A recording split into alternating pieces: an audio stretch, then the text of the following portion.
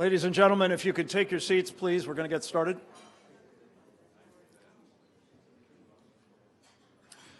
Good morning. My name is Frank Gaffney. I'm wearing several hats today. I'm the president of the organization, executive chairman of an organization called the Center for Security Policy. I am also the president and CEO of a new organization called Save the Persecuted Christians, but I'm here in a different capacity today as the vice chairman of this new organization, the Committee on the Present Danger, China.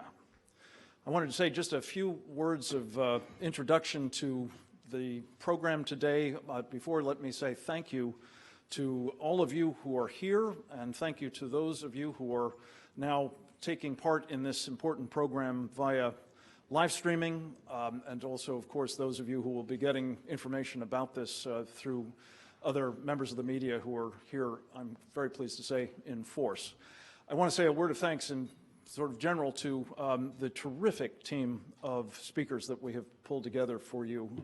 Many of them have come from some distance, and they're going to make it worth your while, I'm quite confident, in the course of this a concentrated program. It will be a series of relatively brief remarks, and then we will do some question and answer for any one of them as you wish. Let me just set the stage for it by saying a few words about the Committee on the Present Danger. For those of you who have as much gray hair as I do, you may remember the previous incarnations of this group. It came together initially in the 50s, and then again, particularly consequentially, in the 1970s. There was a subsequent effort made in the post-9/11 period. But I want to say just a word about the middle of those three groupings. It was at a time when the Soviet Union, a communist totalitarian power, explicitly seeking the destruction of this country, was on the march. And a man by the name of Ronald Reagan was determined to stop them. In the 1970s, of course, he was no longer the governor of California, and he was not yet the president of the United States, but he saw very clearly the present danger that China represented, and he became a member of a group of national security experts, business leaders, subject matter specialists, activists, and others who were similarly minded about the importance of countering what the Soviet Union was doing vis-a-vis the United States and around the world. This group actually helped develop, I think it's fair to say, Reagan's thinking, certainly his strategy for defeating the Soviet Union, which became a centerpiece of his platform in his campaign for the presidency in 1980. He subsequently tapped some of his fellow members of the Committee on the Present Danger to help him execute the strategy that they devised for not simply containing or countering the Kremlin, but actually defeating the USSR. I'm very pleased, and I'll say a bit more about him in a moment, that one of our speakers is Roger Robinson, who helped President Reagan execute that strategy as a senior member of the National Security Council. The point of all of this is simply to say, we believe that the United States faces a similar, indeed a much more dangerous, totalitarian communist regime, led by the Chinese Communist Party, presided over at the moment by Xi Jinping, but an entity that has for decades actually been at war with the United States. Unbeknownst to most of us, I fear most especially perhaps people in the business community in this country. So we've come together as a pickup team, if you will. Again, national security experts, specialists on China, business leaders like some you'll be hearing from this morning, as well as human rights and religious freedom activists and others, for the purpose of, most importantly, exposing the true character of the Chinese Communist Party and its agenda, and helping Americans and others understand it for what it is, a present, indeed growing danger. And not just in terms of our business interests, not just in terms of our geostrategic interests more broadly, but to the very existence of the United States itself. We're going to discuss specifically today how that's manifesting itself in the economic warfare battle space. A number of the people who will be presenting are deeply knowledgeable about that, have been writing, working on, warning about this problem for many years.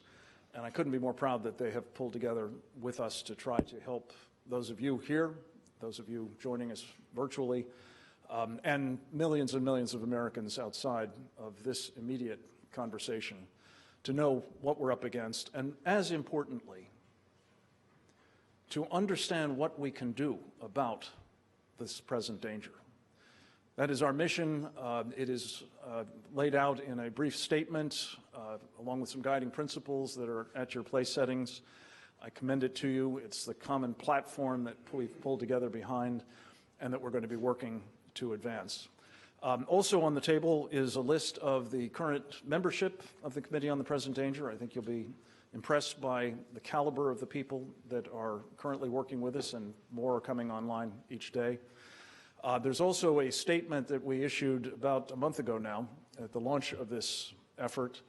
And by the way, if you're interested in getting a sort of preliminary exposure to the kinds of issues we'll be talking about a lot, the launch event was terrific. We had 21 members of the committee presenting in 4-minute increments descriptions of the threats as they see them from their particular areas of expertise. It's fascinating. It's all available at presentdangerchina.org.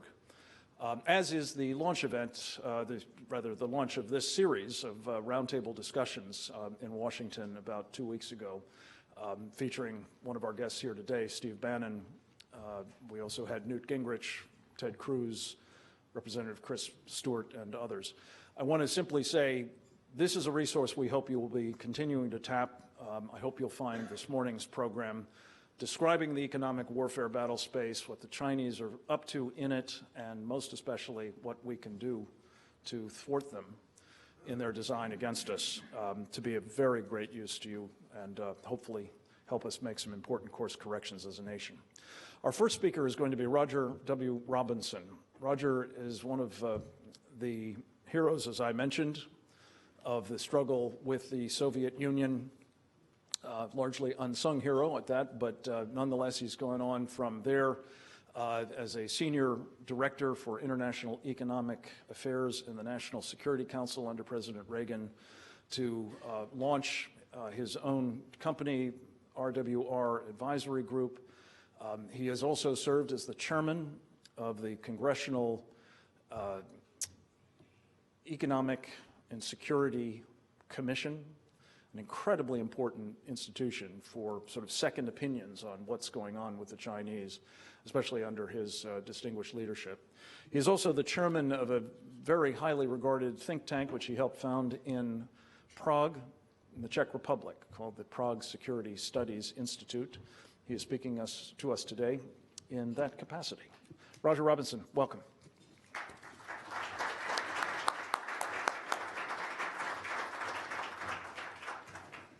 Well, thank you very much, Frank. It's always a privilege to be with the home team.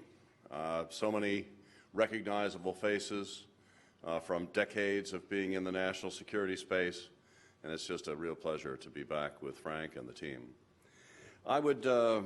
We're a little bit constrained on time, and so I'm going to try to move through quite a lot in a short period of time, but as Frank mentioned, we're looking at the economic and financial dimensions of China's hybrid warfare activities directed toward the United States and its allies. As you know, there's a lot of attention to this, fortunately now, from Belt and Road Initiative to Made in China 2025. And as we've gone through step by step, examining these initiatives more carefully, we found that, of course, they're absolutely chock-a-block with strategic content. Indeed, the notion that these are benign commercial development projects is luckily been largely debunked. And we're dealing with a very ambitious and sometimes insidious set of efforts. We took it upon ourselves to try to look at this in a more granular fashion. And about 7 years ago, our firm, and I am representing the Prague Security Studies Institute today. RWR is more of an impartial data provider. But that said, we took it upon ourselves to try to track every Chinese transaction outside of China globally on a daily basis. And that data now goes back some 6 years. These are not just being tracked, but they're being visually mapped. And so this is what, this is the, I'm sorry, we are a little bit out of order here, so if I might, I'll see if I can't. Yeah, this is China's global footprint as it exists today, and I mean up to the date. So it gives you just a quick visual image of where those, the intensity of those dots are located. I don't think there's a surprise, much of a surprise to anyone there. We also try to organize the data in a manner that illuminates specific security-related challenges. If I can go back, for example, we were the first company some 4 or 5 years ago to identify every Chinese state-owned enterprise doing business in the South China Sea, in the building of the illegal islands and militarizing them. And when you look at not just the parent companies, but their networks of subsidiaries, and take it, you blow out that global footprint of where they are around the world, this is what you come up with. So as you can see, these companies are well known. They have large global footprints, and yet, to my knowledge, there's never been one sanctioned by the United States to date. As dangerous a circumstance as this is. As you know, that water weighs $5 trillion a year in trade, and yet, so far, China's walked without any major penalty. Here's what a global footprint of Huawei looks like. We do this in both city views as well as country views. These are colors of the regions of the world. The number of transactions in various countries dictates the size of those bubbles. China Communications Construction Company. This is the largest Chinese entity in Belt and Road. So its footprint is particularly important. They are the dredging company that helped build the islands, and there's a lot of stories about this. They tried to go to the Hong Kong Stock Exchange for an IPO on $1 billion, and luckily we played a role in trying to interdict that deal by the very fact that they were unwilling to disclose their activities in the South China Sea as being controversial and worthy of material risk consideration in the prospectuses. Why? Because, of course, these are illegal activities. They're sanctionable. There's legislation for Marco Rubio and others that's pending right now that could sanction. And yet, CCCC, when they were confronted by the Hong Kong Stock Exchange, demurred and said, no, no, no, this is the same as Exxon drilling off of New Jersey. There's no controversy here. We're not going to register this as a risk. And finally, with the threat of class action lawsuit, Hong Kong Stock Exchange insisted, and they withdrew the IPO and that $1 billion rather than to have to admit or disclose the fact that they were engaged in disputed, controversial activities. This is important because it gets down to how we're going to help resolve this issue, not just through sanctions, but market principles. I mean, what about disclosure, transparency, proper risk management, good corporate governance, protecting of share value and corporate reputation. These are all market principles and tools that we can effectively use to hold Chinese entities accountable as they don't come in but pour in to our debt and equity markets, which is I'm going to be getting to shortly. So this is just the country view of CCCC. I thought it was timely to just take a quick glance of China and Iran. You know, my guess is China has no intention of curtailing its business activities in Iran and its deliveries of oil. It's the largest taker of Iranian oil. I think it's as much as half of their production. So they've made pretty plain that they're not going anywhere. So we're looking at every Chinese company in Iran, all of their subsidiaries, mapping their global footprints, because in the event that the Trump administration should decide to actually do something, namely follow through on its threat of secondary sanctions. You know, where are these companies doing business? What kind of leverage do we have? How many of them are doing business in American cities? How many are listed on the New York Stock Exchange or NASDAQ or trading over the counter in our markets? I mean, these are going to be relevant questions. This is 21st century warfighting. This, in my judgment, is the sixth domain of American warfighting, namely the economic and financial warfighting domain. Look at it. Look for it coming to a neighborhood near you. We've got air, land, space. We have air, land, sea, cyber, space. But where is the area of our single greatest dominance? The economic and financial domain. They're in our sandbox. We're not in theirs. And yet, we haven't exercised a fingernail of our leverage to curtail their predations and their hostile activities directed toward the United States. So that's just a quick look at Intel Track, and there's more to say on that in the way we slice and dice that data. Now, going back quickly, because time is an issue here, to the cap markets, China has about over 650 companies in our debt and equity markets today. Maybe around 86 in the New York Stock Exchange, 62 in NASDAQ, well over 500 in the over-the-counter markets. Why? Because, of course, they're less regulated. And you can bet that they're shopping for as little transparency, as little disclosure as they can possibly attain.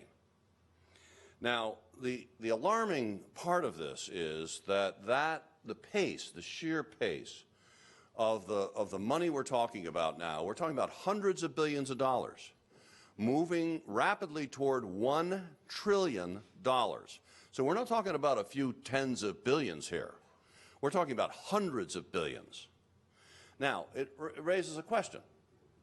Given the fact that the United States has never put up any kind of security-minded screening mechanism over our cap markets, like we have with CFIUS and FIRMA in the trade portfolio, where at least we're making an effort to vet Chinese investment in the United States to find out who these people are, what are their true intentions, do we have a national security threat there that's worthy?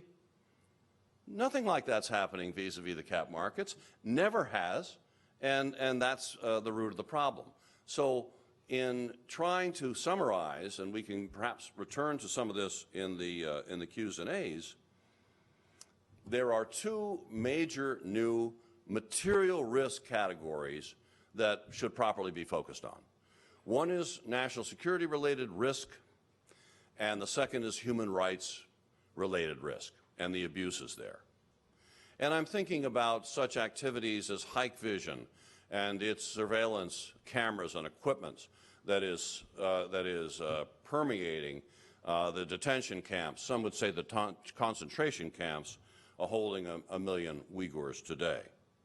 When you look at the indexes, like the MSCI Emerging Market Index, it's tracked by $2 trillion of funds under management. It's mimicked by 14 trillion more. Every time they add a Chinese company, and they're doubling the number in the next 12 months, as much as $14, $16 trillion automatically buy those stocks. Now, you know, some of these companies are major national security and human rights abusers.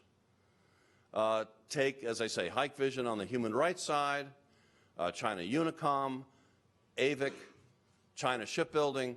In other words, when you look at these companies, and I wanted to describe some of what they do, but I'm already getting the sign here from Frank, which I know him too well, which is get out now.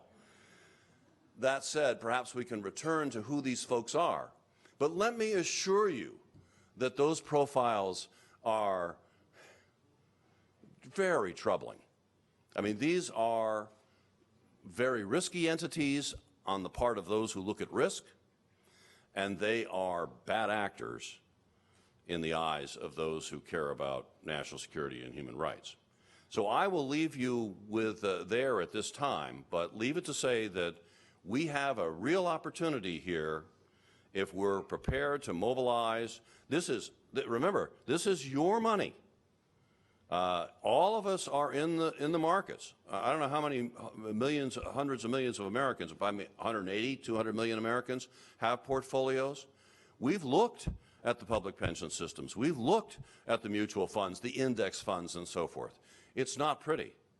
So wittingly or unwittingly, you're holding bad actors in portfolio. So I'll just leave you with the notion that we all have a right and a responsibility to take action here and call for the kind of disclosure that we need to know as prospective investors. I mean, that's the very least that can be done. And that's not a huge claim. I mean, that's not a huge ask, after all. We're not talking sanctions and market restrictions and trying to damage the competitiveness of our exchanges and all that Wall Street's going to come after us with as they fearmonger you away from this topic. We're looking at disclosure, transparency, market principles, and if we stick with that, it's a very strong suit. Thank you so much.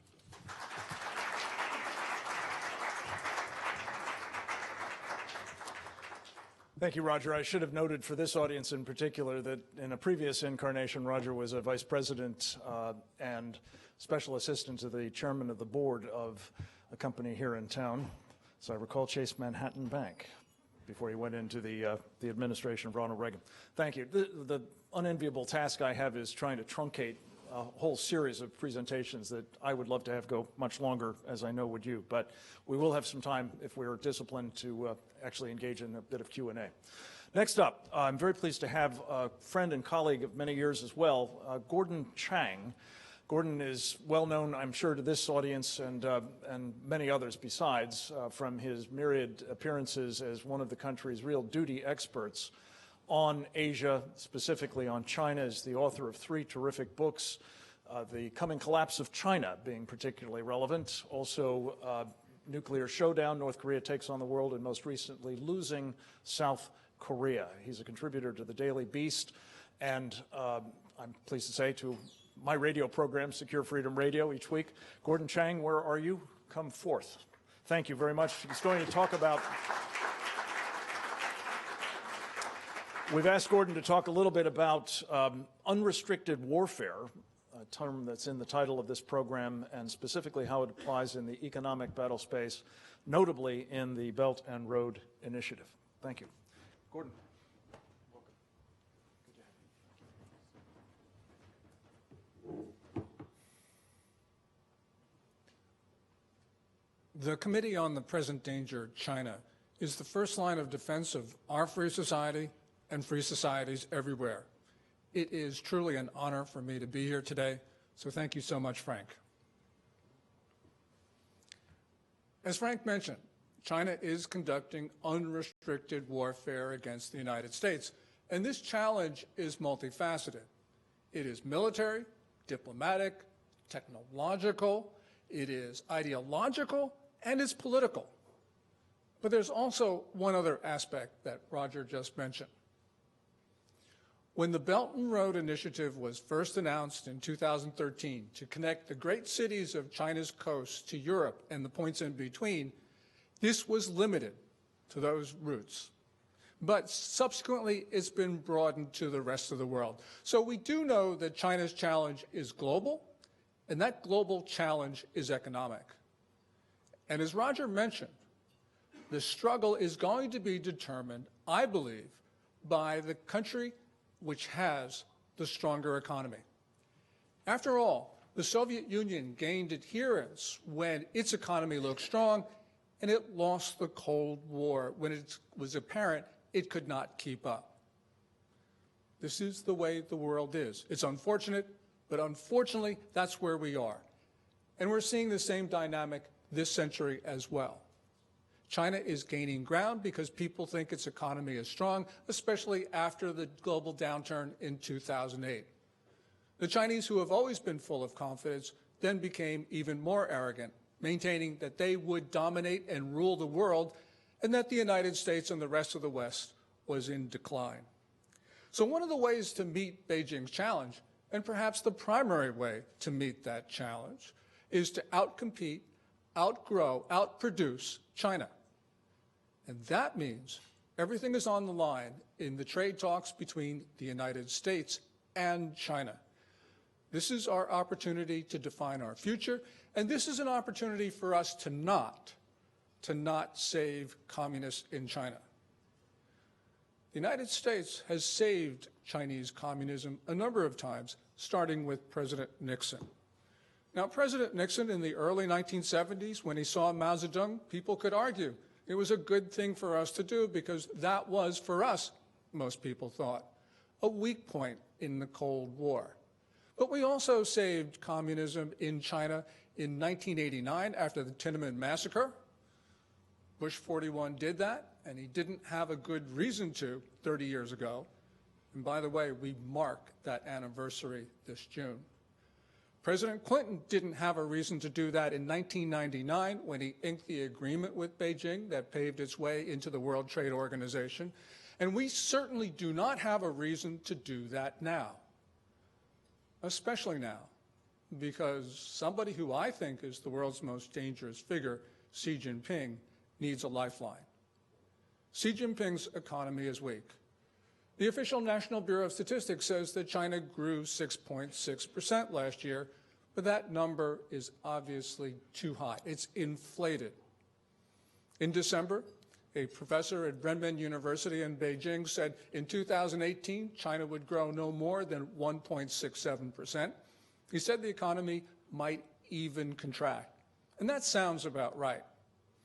In March, where there was slight rebound, that followed 3 months of evident contraction.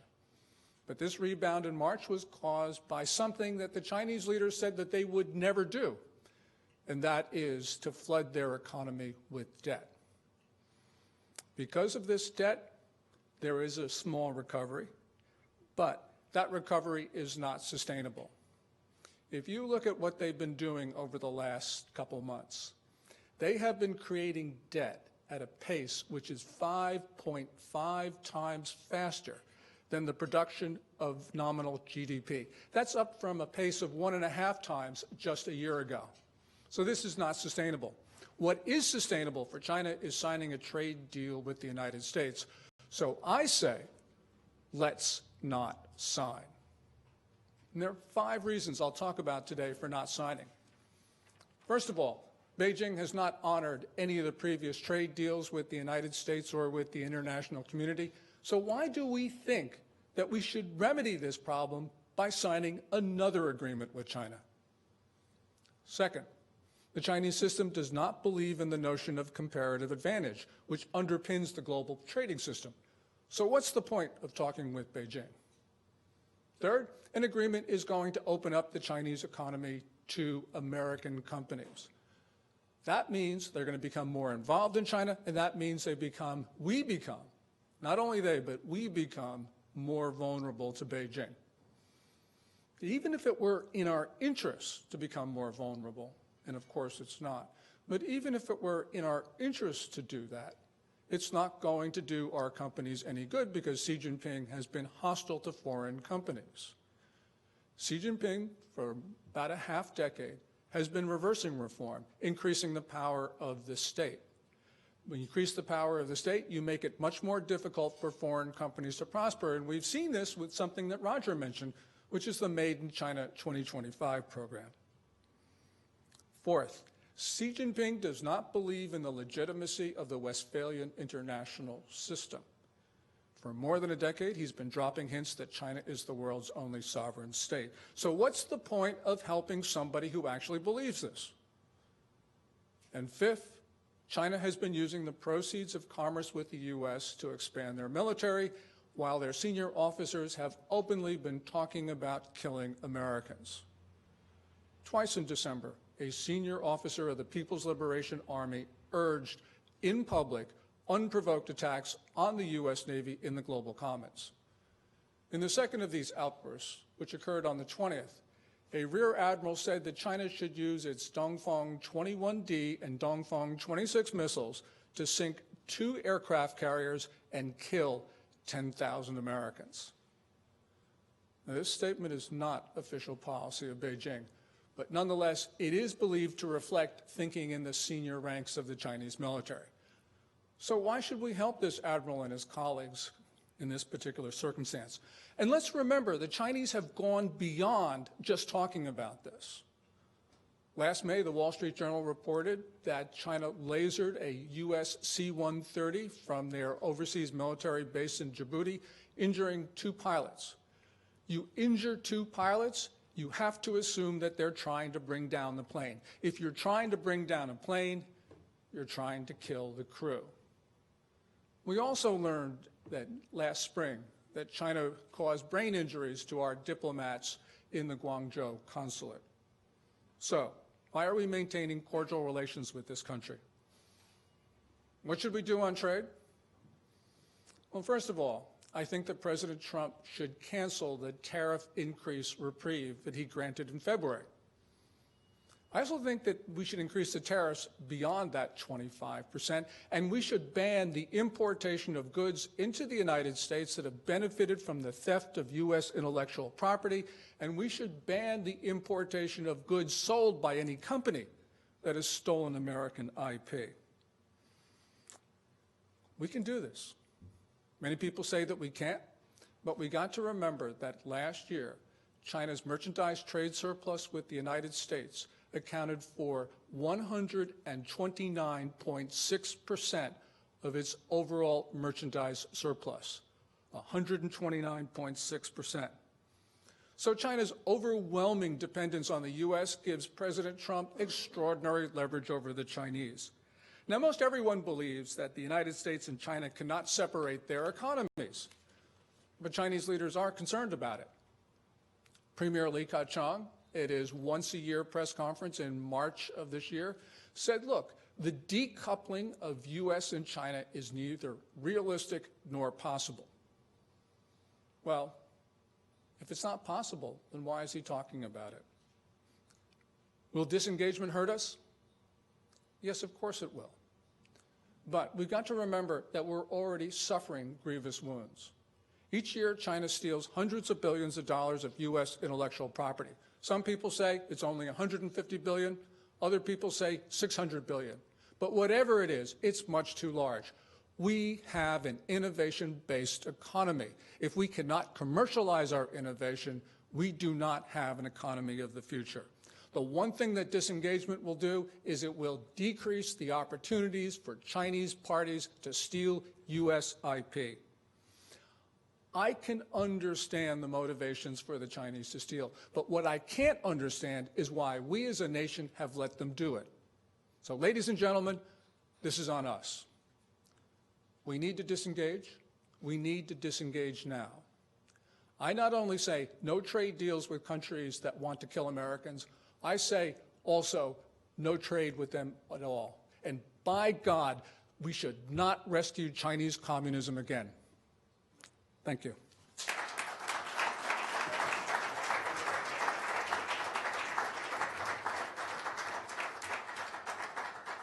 Gordon, thank you very much for very important messages on several fronts. I did want to just say that the senior military officers that he mentioned who were calling for attacks on American carrier battle groups may not be expressing the party line, as it were, but they haven't been demoted or, removed from service either, which is a message to everybody. Next up, I'm very pleased to say we have one of your own here in the New York financial sector, Kyle Bass, who is well known for his acumen on the hedge fund business, but especially, I think, for the work that he has been doing with respect to China, notably with Hong Kong. He is, of course, the Chief Financial Investment Officer of Heyman Capital Management. He is also the author of a new piece, which I understand he's going to unveil here and make available to those of you whose emails we have, about the quiet panic in Hong Kong. Kyle Bass, where are you? There you are. Welcome. Come on up.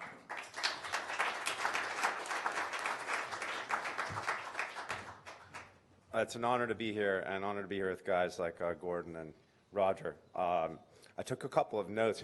I needed my pom-poms there. Those were great speeches. But I think from the perspective, if you don't mind, I'll start by commenting real quickly on what Roger said. When you look at China's economy, they purport to have an economy that's 15% of global GDP. When you look at cross-border currency settlement, they don't even represent 1% of cross-border currency settlement. So we kind of take their word for their domestic RMB-based economy converted back at a rate that they stipulate as the rate. And we give them credit for being 15% of global GDP. For the last 6 or 7 years, our work has basically shown that China is desperately short of US dollars. They run their own economy where they have RMB, where they control the printing press, and they printed more money than any economy in the history of the world has printed domestically. So they run the printing press, they run the police, right? They run the narrative, and they also control the price level domestically of everything except really their real estate.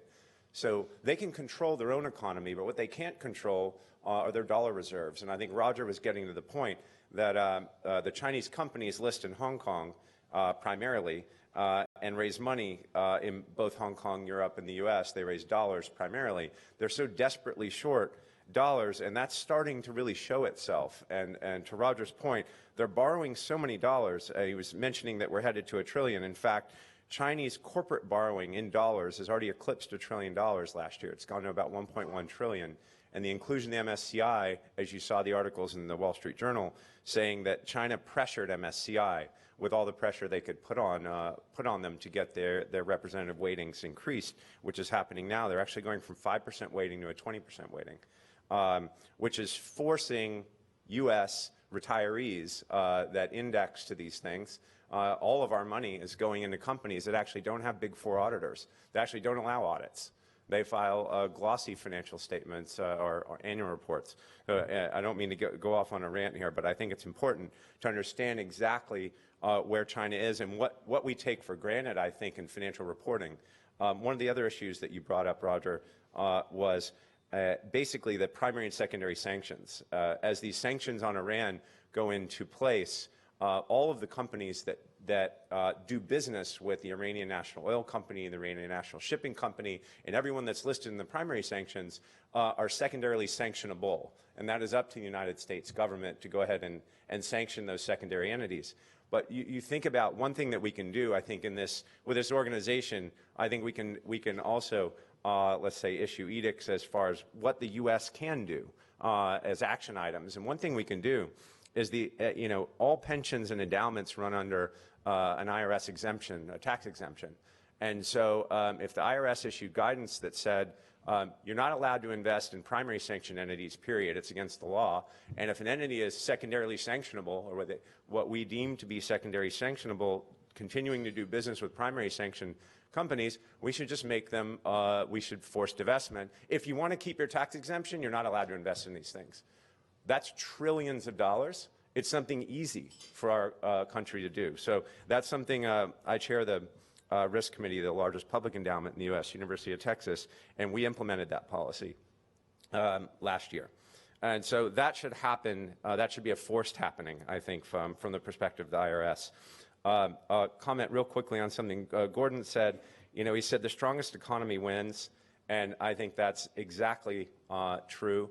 And Roger proved through working with the Saudis that you could pump enough oil to get oil to $10 and destroy the Russians. And for that, we all thank you, Roger. But I think looking forward to China, you know, we talk about IP theft, and they've stolen, whether you're looking at DOD reports or USTR reports to the president, they steal $200 to $300 billion a year of IP. It's interesting. That's a pretty big number, right? I've never seen one public company file an 8K showing evidence of IP theft. And there's $200 to $300 billion of it a year. So I think we should force public companies that go complain to the government to file 8Ks. All right, so I'm going to get off of that rant because I really enjoyed those prior two speeches. Talking about Hong Kong is functionally relevant to the entire picture of what's going on in China. If you believe that China's desperately short dollars, Hong Kong is where China raises all of its dollars around the world. If you remember how Hong Kong's agreement came with the U.S. and with Great Britain, with the U.S. it came in 1992 in the Hong Kong U.S. Policy Act that Mitch McConnell led in the Senate. It got signed, and basically we treat Hong Kong as its own sovereign, even though China technically controls Hong Kong. As long as Hong Kong maintains its democratic electoral process, its autonomy in its economy, and its autonomy in its judiciary, we treat them as their own nation, and we have a free trade agreement with them. They're a most favored nation trading status. We don't have any of the tariffs that we put on China, or any of the manner in which we deal with China from a trade perspective doesn't happen to Hong Kong as long as they maintain that autonomy. So I'm going to get into real quickly a quick financial picture of Hong Kong, and then I'm going to talk to you about the political side, because the financial picture of Hong Kong is, let's say, one of the worst in the world. Their banking sector is almost 9 times their GDP. Their household leverage, when you look at private sector credit to GDP in Hong Kong, I have a couple of slides that I want to show you really quickly. And I don't know which order they're in. All right, well, I'll talk here first. Hong Kong used to be the southern port for China. This is a ratio of Hong Kong's GDP in the numerator and China's GDP in the denominator. So this is what represented percentage of China's economic importance did Hong Kong used to represent. So in the mid-90s, it was as high as almost 30%. And what you see is as China ascended the WTO and spent all the money they've spent building out their own southern port infrastructure and their trade infrastructure, Hong Kong's become much less economically relevant, but still very financially relevant to China. It's really important to see how Hong Kong's economy has changed over time as China did that investment in their port infrastructure. The blue bars are goods, and mostly U.S. dollar-based goods. The red bars are services. So Hong Kong used to be a big exporter of goods and a big importer of services. And right around the financial crisis, their economy flipped. And their economy flipped to today. They're actually a massive net U.S. dollar-based goods importer, and they're a services exporter. And they export to China, right? Hong Kong faces China for about 80% of their GDP. What's happened in Hong Kong in the last 10 years is something that will never happen again. So since they're pegged to our currency, the US dollar, they import our rates. So when our rates went to 0 in 2008, their largest trading partner went to the gas pedal, China. So what happened to Hong Kong real estate from 2008 to today is the largest real estate increase in world history. As you all know, Hong Kong real estate is the most expensive real estate in the world. It trades around $10,000 a square foot. And the reason being, it was free money for 10 years, and their largest trading partner was growing double digits. Now that's reversing. Household leverage, when you get private sector credit to GDP in Hong Kong, is now the highest in the world. It's 300% of GDP. The other two lines here are the US and Japan. Their banking sector is now 8.5 times GDP. You guys remember Iceland, Ireland, Cyprus back when the European crisis was happening? Those dominoes fell in the order of the size of their banking system. Hong Kong's banking system is now as large as they were then. With another fun fact, the two largest banks in Hong Kong, HSBC and Standard Chartered, are orphan children of British financial institutions that don't have any British depositors. So I think those banks are in a precarious position. This is the key. So when you run a currency peg to the U.S., you import our rates, and then to defend that peg, you have to have what we call excess reserves. Now, this is a busy chart, but let me just put it in perspective. In the last year, Hong Kong has spent 80% of its rainy day fund defending this peg to the U.S.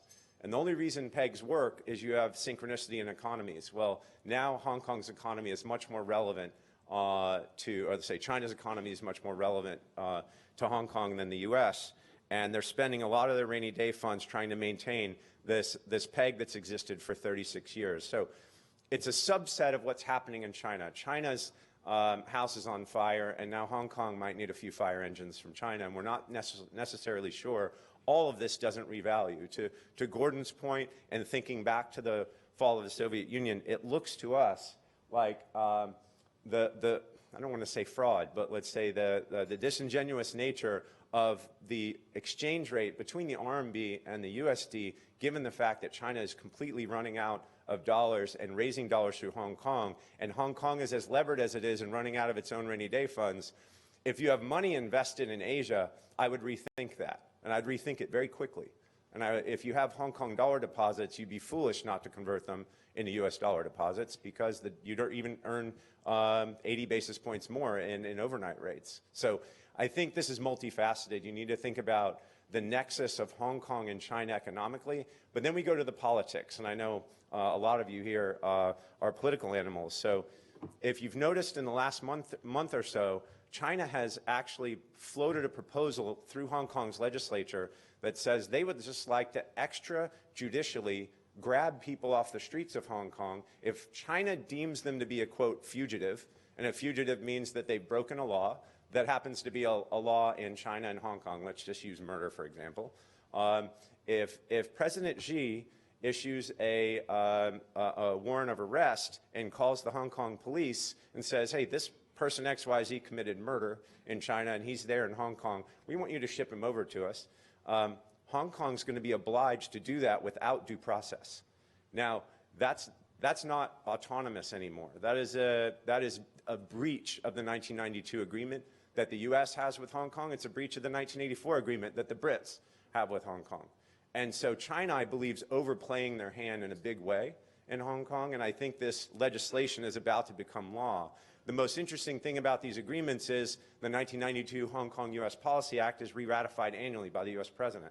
The State Department owes a report to the President, and then it's up to the President to decide whether or not Hong Kong is still, quote, autonomous enough for us to give them the status that they currently have. So given the economic fragility of the region, and going back to Gordon's point, China's in a really bad place today. Running out of dollars, slowing with their economy, and the biggest credit binge in world history. Hong Kong is the most levered developed nation in the world today, and they're running out of dollars. We have them exactly where we want them right now. We should not sign a trade deal with them. We should go ahead and impose these tariffs and then negotiate something much more meaningful with them 6 months down the road. So I think you need to pay attention to both the politics and the economics of Hong Kong, which for 36 years has been a relatively stable place in Asia, and I think going forward that's actually not going to be the case. So Frank, thanks for having me.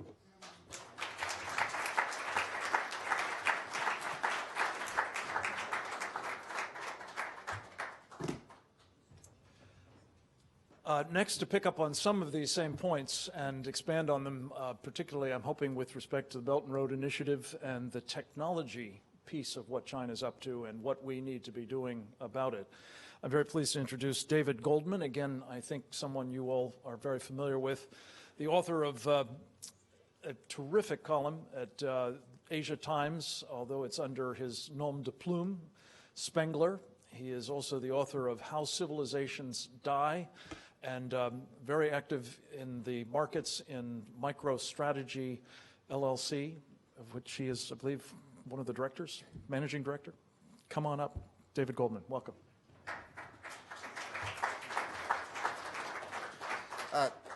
Thank you. It's a great honor to be here. This is the blood, sweat, and tears version of what you just heard. I think we can describe what we've heard as Churchillian in its feeling, and by Churchillian I mean I refer to Andrew Roberts' discussion of Churchill's view of Asia right up to Pearl Harbor, and I quote from his wonderful new biography: Churchill said, in the event of war, the Japanese would fold up like the Italians because they were the wops of the Far East, end of quote. Of course, then we had Singapore, which was the biggest disaster for British arms in all of history. And I believe if we underestimate the Chinese, as Westerners so often underestimate Asians, we're going to have a Singapore as well. I think the situation is a good deal more difficult. Think of the Russians at Port Arthur, the Americans at Pearl Harbor, or the Yalu River, British at Singapore, and so forth. I don't believe that China's economy is in nearly as bad shape as Gordon and others seem to think. There are dozens of firms who look at satellite photographs, count the number of trucks in parking lots of Chinese factories, interview people on the ground, and so forth. I look at these every day. And in general, the Chinese growth numbers are in line with the so-called physical Li Ka-Ching index, which uses electricity and other physical transportation, other physical parameters. China is growing at over 6%. By the way, the credit growth, if you simply seasonally adjust the numbers, follows a nice gentle trend upwards. You had a huge spike because of the Lunar New Year. There's no bubble in credit growth in China. It's actually quite normal, and they appear to have cut it back. Now, recall that January 6th, President Trump said China's not doing very well, puts us in a strong position. We are doing very well. Since then, China's stock market has gained 37%, 2019 to date, which is double the gain in the U.S. stock markets. China's growth has actually come up. Ours has come back a bit. One of the main reason that U.S. growth has declined is that CapEx is way under anyone's forecast. And the main reason CapEx is down, according to David Wu at Bank of America, a number of other analysts, is because since no one knows where global supply chains are going to end up, no one is making outlay decisions. So it's quite possible that the trade war has damaged short-term U.S. economic growth more than it's damaged Chinese growth. I support President Trump. I applaud him for calling China out, but I don't think the tools that he's using will get the results we want. For example, early in 2018, the United States banned exports of chips to ZTE, virtually shut down ZTE. At that point, the Chinese government called Huawei and said, you now have an unlimited research budget to create substitutes. Huawei ran a crash program. As of December 2018, they were self-sufficient. In other words, an export ban would have no effect on their business except to raise their cost a bit. And a Japanese study just published by Nikkei reports that Huawei's handset chips are now equal or better than Apple's. So all we've done is give the Chinese an opportunity to make themselves more autarkical. The Huawei campaign has been, I think, one of the most sorriest episodes in U.S. diplomacy in history. As you know, the United States told its allies not to use Huawei technology for the 5G rollout because it would give China an opportunity for espionage. The result of that is even the British, not to mention the West Germans, Malaysians, South Koreans, Indians, and a dozen others, Poles, Czechs, Hungarians, have told us, no, thank you very much, but we're going to use Huawei equipment. Why is this? We don't make any of these systems. We used to. Cisco used to dominate the market. Cisco has $72 billion worth of cash in the bank. Huawei spent $72 billion in R&D in the last 6 years. The alternatives, like Ericsson and Nokia, make their chips in China. The Chinese can put backdoors into those chips as easily as they can into Huawei chips. So that didn't work out too well for us. To paraphrase Leon Trotsky, you may not be interested in industrial policy, but industrial policy is interested in you. How did all of this happen?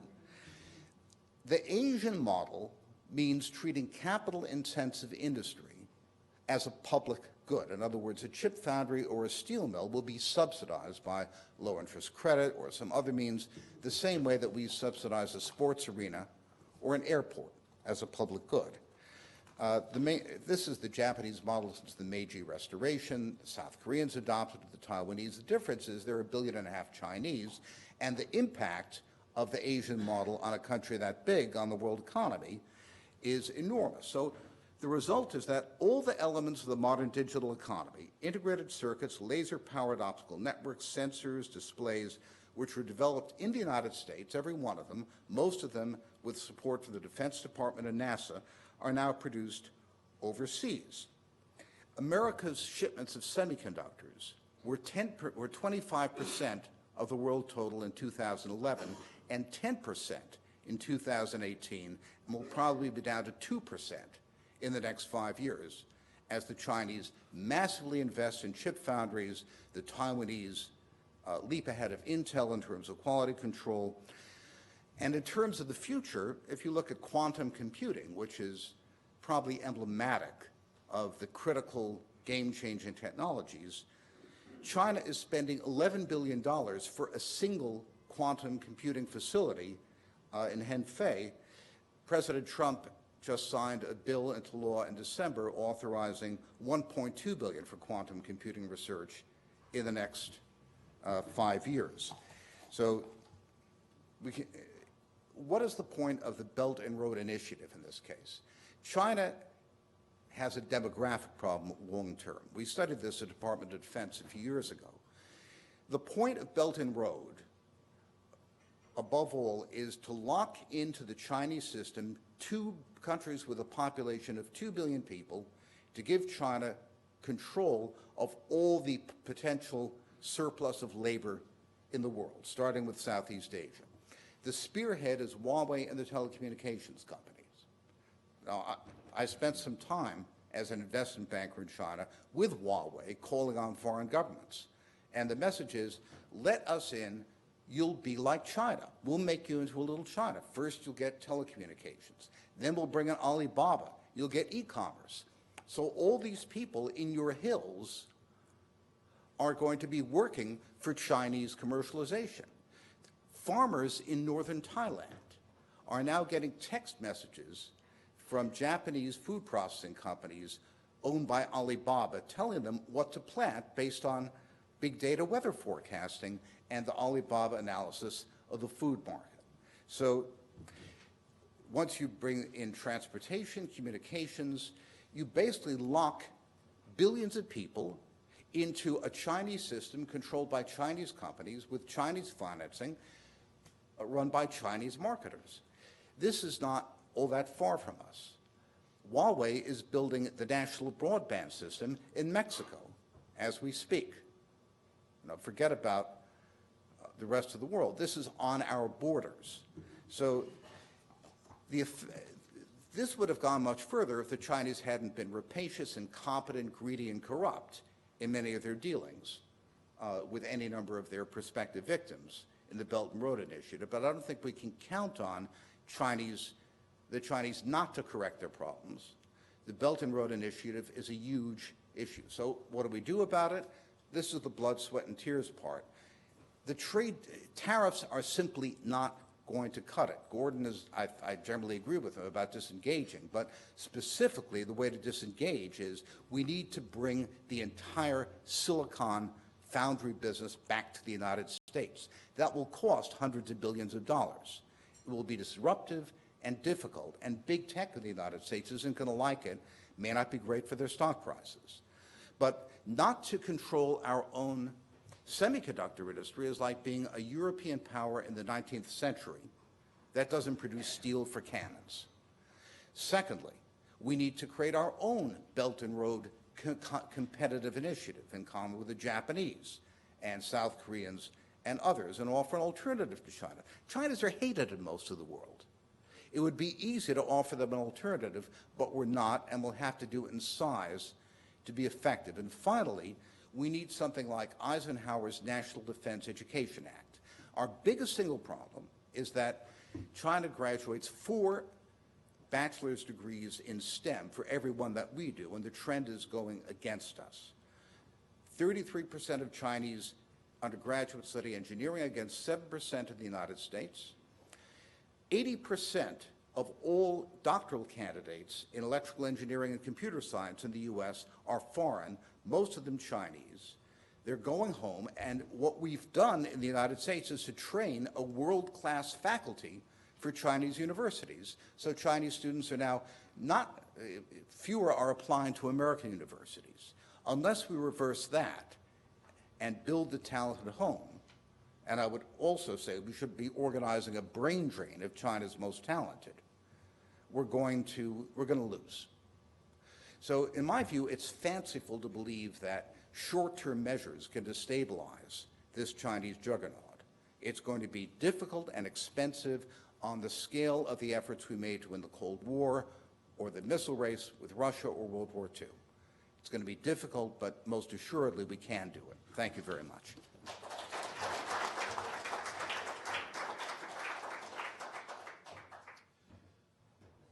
David Goldman, thank you very much.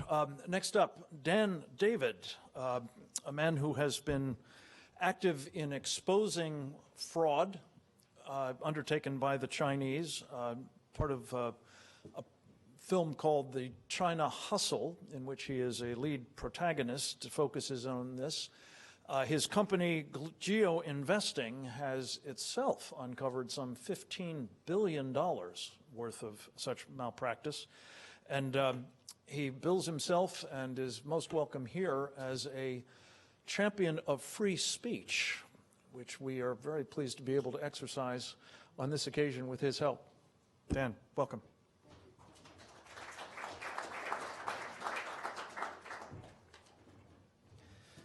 So thank you all for having me here. And I find myself saying the same thing I've said for the last 10 years. I have no idea how I got here. It's a crazy story. I am an average person, incredibly average, from an average place, Flint, Michigan, raised with a great working family.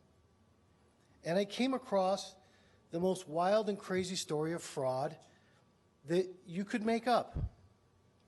And so I'm going to tell you this story and tell you who I am, because who I am is who you are.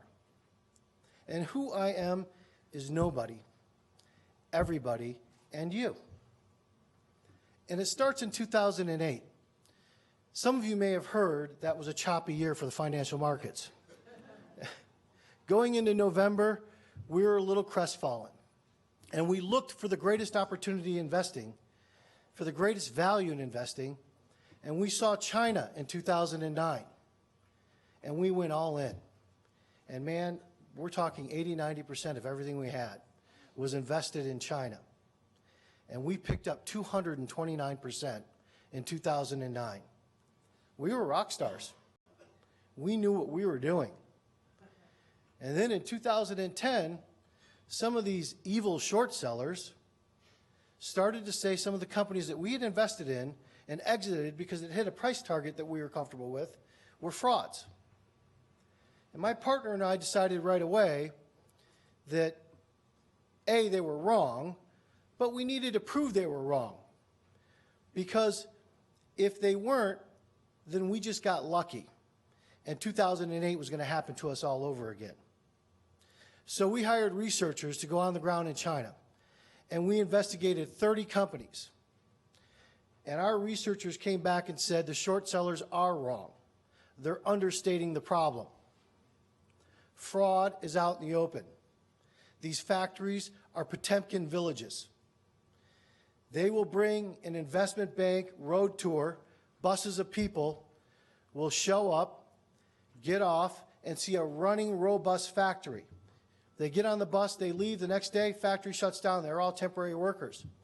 For any of you that have seen the China Hustle, you saw that once we saw this happen, we put up time-lapse surveillance cameras and caught this in action over and over again. So a nobody from Flint, Michigan had 12 companies delisted from our exchanges and exposed $15 billion in fraud.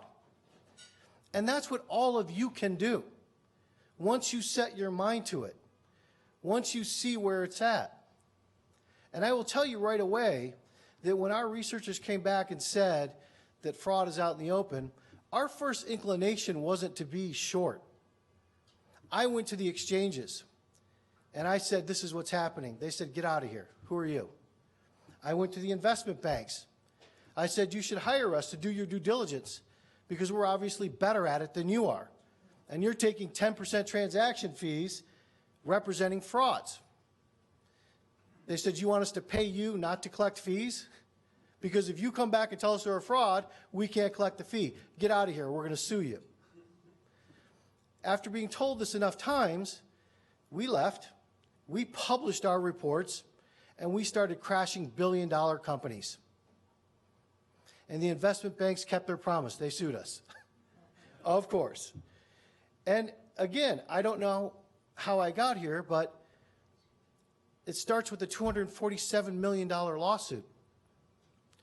Now, I don't care how tough you think you are and what you think you've done when you've crashed a billion-dollar company. When a $247 million lawsuit lands on your desk, you get a lump in your throat. It's tough. Thank God it was that much money. If it would have been $10 million, then I had to think about it. But for $247 million, I dug my feet in. And we fought and we won. Why? Because we have something, I have something, as a low-born, average citizen that you don't have in China. Freedom of speech. And we stick it to them with the freedom of speech. We go at them with the freedom of speech. That's right. They can't do it, we can do it. I was the first short seller, I guess that's what I am now, own it, to go to Hong Kong and deliver a short report on stage at the Sohn conference. Yes, I had my plane ticket in my pocket and left 2 hours after the presentation. Because I'll tell you, to Kyle's point, it is not one country, two systems anymore. I've been there over the last 4 years, and now I'm telling you, at most, it is one country, 1.5 systems, and I believe it is one country.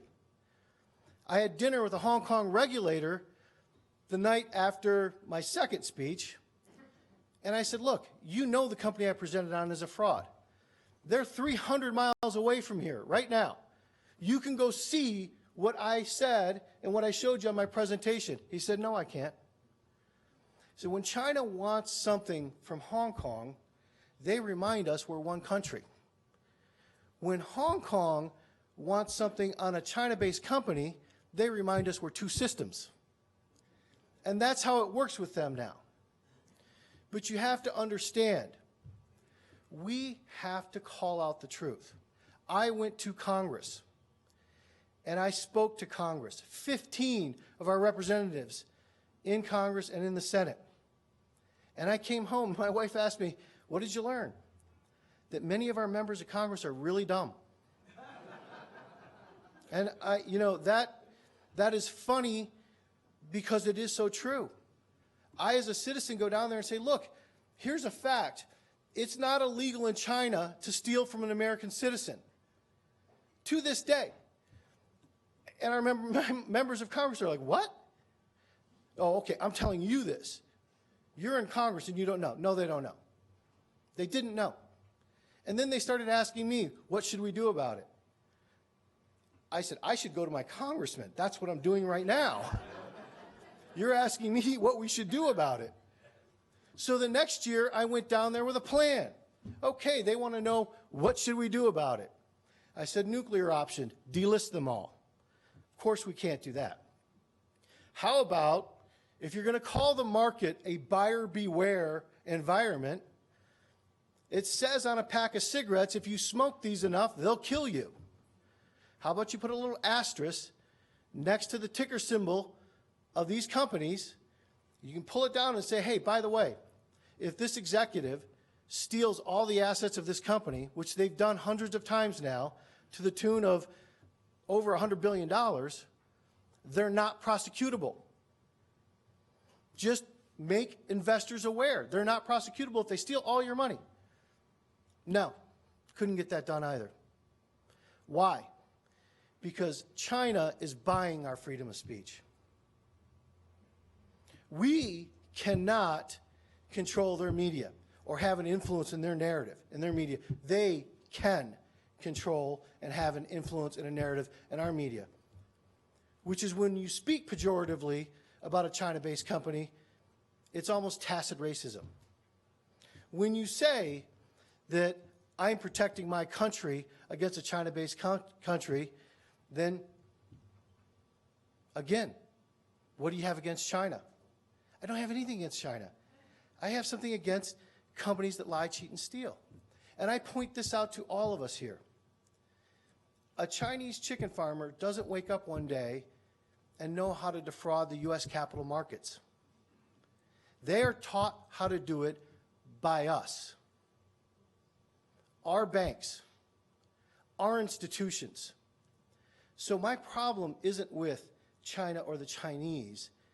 It is with American institutions, American banks, Chinese institutions, Chinese banks that are committing fraud. That's not a people problem, that's an institutional problem.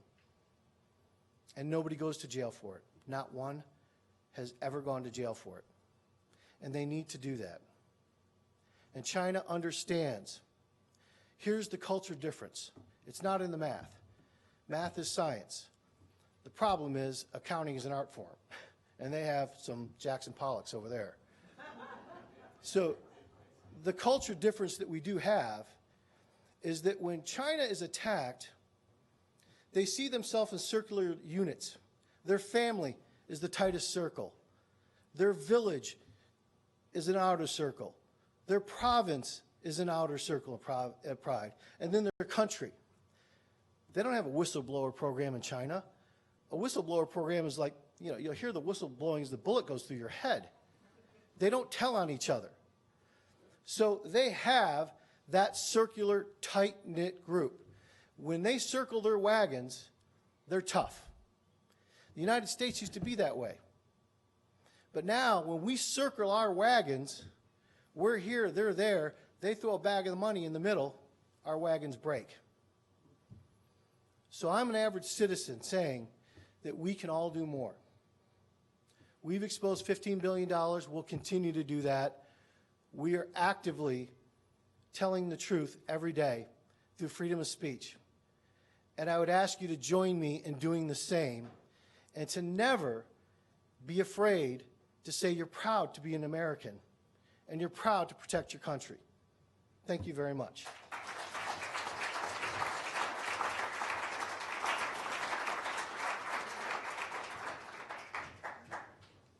Amen to that.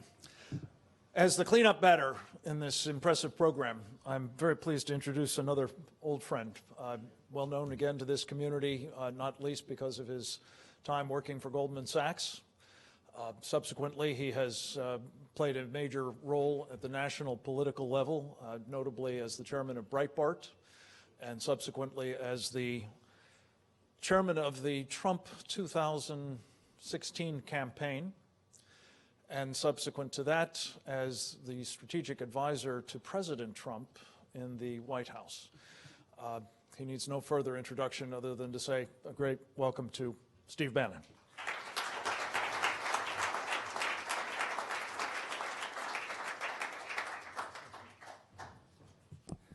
Thank you, Frank. One of the first things I want to do is get our nomenclature, our vernacular, correct.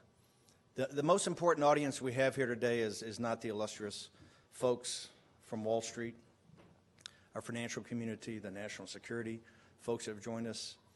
It's not the people at CNBC and Yahoo Finance, all the great TV networks and channels we have here today that lead the world, Bloomberg, in providing information. We have today Miles Kwok and guo.Media. And guo.Media is beaming this in right now to China.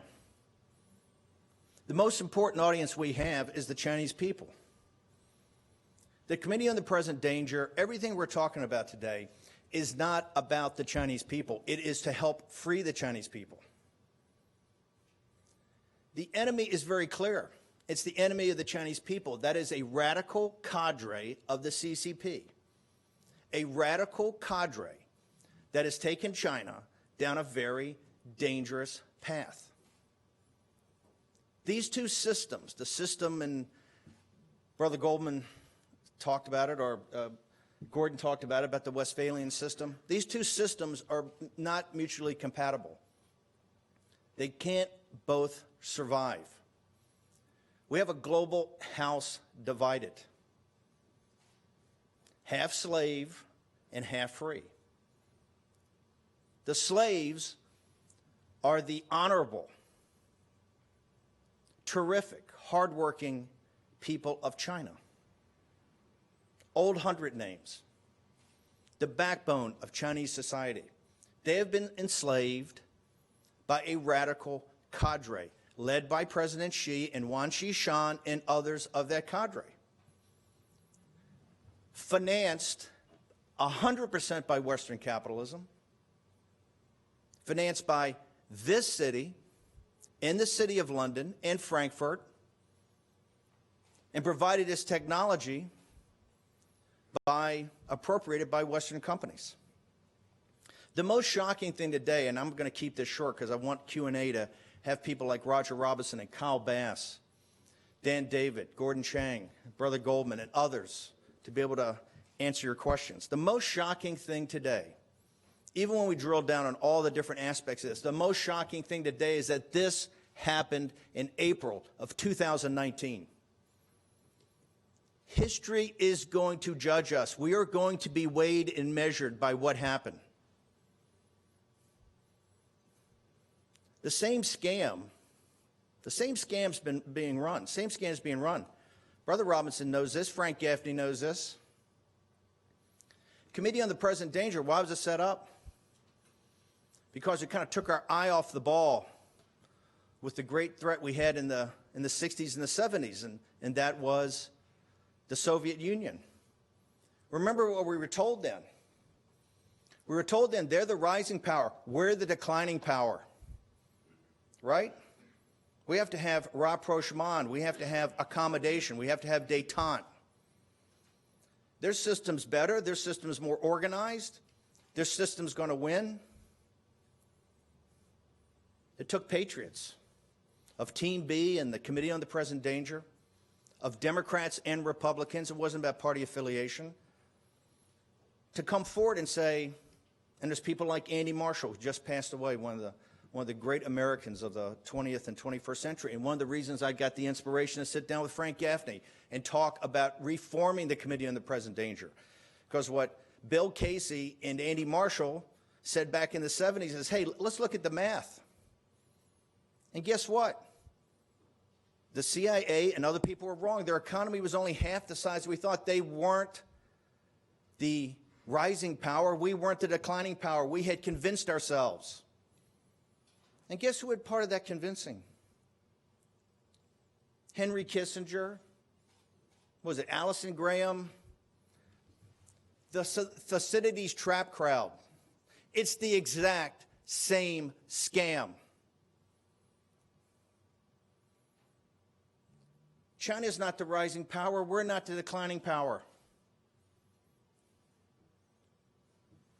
Brother Goldman, one of the first people I had come see me in the White House, gave that exact talk and brought in a couple of brilliant people with him. It's the Westphalian system that works. It's freedom that works. What better example do you need than Hong Kong and Taiwan and what the Chinese Americans have done in the United States of America? You give them freedom. You give them freedom of speech, freedom of thought, freedom of religion. They can accomplish anything. But if you finance a gulag, you're going to get a gulag on a global scale. And trust me, the radical cadre, the CCP, that is their plan. What's most disgusting is that all of this is known. It takes brave people like Roger Robinson and Kyle Bass and others to bring it up. You don't think this math is not known by people in the City of London? You think this math is not known by people on Wall Street? In the third week of January of 2017, there were two speeches given. One in Davos and one in front of the Capitol of the United States. The first one was President Xi went to Davos. He was hailed as a conquering hero. the guy that was going to save globalism, gave a speech, cover the Economist, cover the Financial Times, right? This was the hero. He talked about all the problems that come by this populist movement, these nationalists, right? All the hate and all the discontent coming from them. And he was lauded by the biggest consulting firms, the biggest investment banks, the biggest hedge funds that went to all the best schools. Do you think for a second that these people do not fully understand what's going on? Of course they do. But they have a higher calling, and that's money. History is going to weigh and measure us. And you have a decision. Are you going to be on the right side of history? In that same week, Donald Trump gave a speech, the American Carnage speech, which I'm very proud to have had a slight assistance to then candidate Trump in writing. The key part was not American Carnage. It was the litany of what he had talked about American decline, and finished on the line, now comes the hour of action. It is Donald Trump that has completely reversed the field and now has engaged China, really, in what I think is not a trade deal, the beginning of an armistice, because it's a war. This is the great Bible, unrestricted warfare. Unrestricted warfare. This is the book, the great book written by the two Chinese colonels in the PLA in the late 90s, which we base all of this on. This is the most significant book of strategy since Clausewitz. And this lays out in very excruciating detail in 1999 of exactly how they're going to take down the hegemon of the industrial democracies of the West. And it's like Roger said. It's no more 5 or 6 domains. It's very simple. You have information and cyber warfare, you have economic warfare, and you have kinetic warfare. And the last thing we want to do is get tangled up with the West in kinetic warfare. Because the one thing they have shown is they know how to fight. Okay? Eventually we'll get there, but we can take them down through information that is both media, influence, and cyber, and economic warfare. And they have been engaged in economic warfare, direct economic warfare with the West for 20 years. It is President Trump that has now reinforced our ability to combat that, with the attitude that we're not the declining power. I agree with Gordon and others. I think, and I was one of the original team that got the trade, to contextualize the trade, to set the framework for it. I agree with Gordon. I think we ought to walk away from this right now. We ought to start playing hardball. We ought to start playing smash mouth. The reason is this radical cadre only understands one thing. Ask the Chinese people. Why do you think Guo.Media today has to try to pierce the firewall? A firewall we should understand that's built not just by American and Western technology, but also by Western and American companies. Why does that have to happen? They don't want this information out there. In fact, as soon as it becomes a Bridge and Road Initiative is now, well, it used to be One Belt, One Road. As soon as the West starts to expose that, they want to change the term. Made in China 2025 is not to be talked about. I don't think it's had a mention in the Chinese media in 9 months. Right? They're trying to pull back from any relationship at all with Huawei, with the PLA. Huawei is the PLA. And if the senior executives of Huawei don't like me saying that, then bring it. You are, I would love to have Discovery in this one. You are the People's Liberation Army. Here's the dilemma. The dilemma is the burden is upon us. Not just the average citizens, it's our system. If we acted as fiduciaries, the underpinning of the entire financial system, why are our capital markets so robust? It's about our fiduciary responsibility. Here is why Trump and here's why the deplorables are so angry. Here's why they elected Donald Trump. They understand the factories got shipped to China.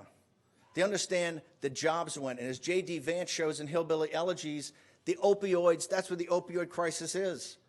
Tariffs are not about a tax. Tariffs are about self-esteem and dignity. It's about bringing manufacturing jobs back. But more importantly, as you peel it back, the deplorables' pension funds financed it. This is a Greek tragedy.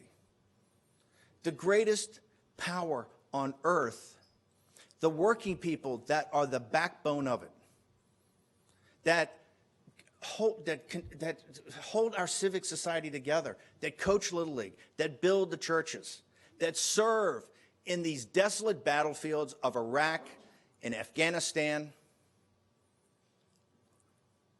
I was a junior officer when I was on a destroyer in the South China Sea, a South China Sea then that we were hunting for carrier battle groups to protect and hunting for Soviet submarines, never ever envisioning that an American government would look the other way when stationary aircraft carriers essentially were built to take away the freedom of navigation and the lifeline to our allies in Taiwan, in South Korea, in Japan.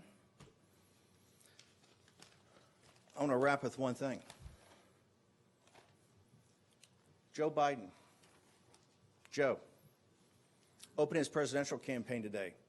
America's an idea. America's not an idea. America's a country.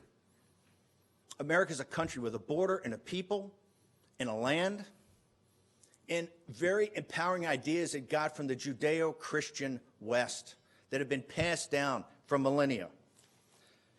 So they got the 20 candidates. Joe's going to go across. The New York Post provides us today, the 20 candidates, right? What their poll numbers are, what they're running on. And Joe's going to add to this. And they talk about what they stand for. And I happened to watch, I don't know if you did, I watched all 5 hours the other night of the CNN town halls. You know what's almost never mentioned? China. This is the greatest existential threat we've ever had.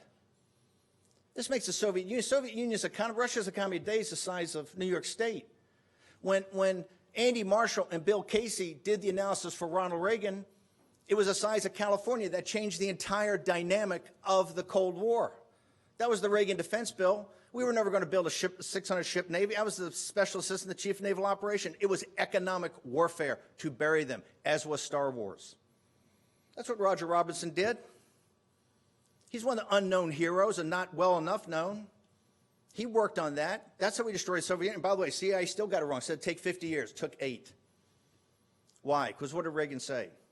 We win and they lose. And that's what the Committee on President Danger is. In all of this, and I'm going to wrap up shortly, they go through what everybody stands for. And I quote from the New York Post. Somebody's running on mindfulness. And that is not Marianne Williamson. She's running on at least bringing positivity. I might note to the New York Post, by the way, you've swapped the picture. This is actually Swalwell. That's Tim Ryan. Your campaign's going poorly when the New York Post gets your pictures wrong. But it's really about Joe. It's not about this group. It's Joe Biden. Joe Biden is going to be in Pennsylvania today because Joe Biden is much more woke than Hillary Clinton about what it's going to take to defeat Donald Trump. He's got to go out to, because Joe's going to start with all the union support. So Joe's got to go out to western Pennsylvania, understanding Pennsylvania, Ohio, Iowa, Wisconsin, Michigan, and Minnesota, that upper fortress of the Trump movement, which delivered this stunning victory in 2016, Biden's got to show he can bring that. What he ought to do today is be very truthful to the labor unions up there and to the steel workers. Joe Biden's got to come 100% clean on his relationship and his family's relationship with the CCP. In 2013, on Air Force Two, I think he took his son over there. 10 days later, they signed a $1 billion deal for their private hedge fund. We need to know every piece of involvement that Joe Biden has had with the Chinese Communist Party, the Bank of China, and all the financial institutions in China.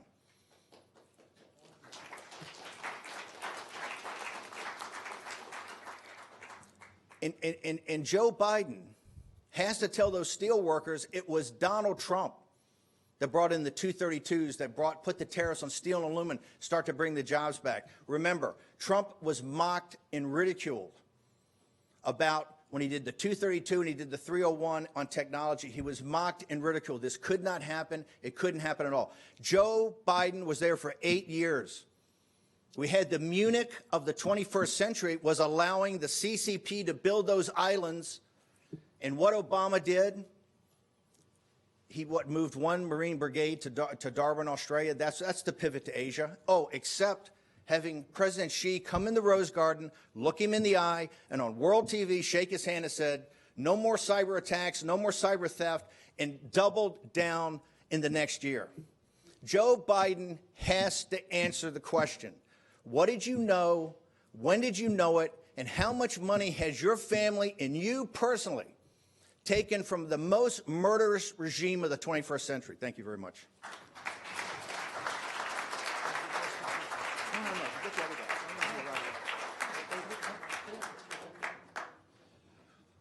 Well,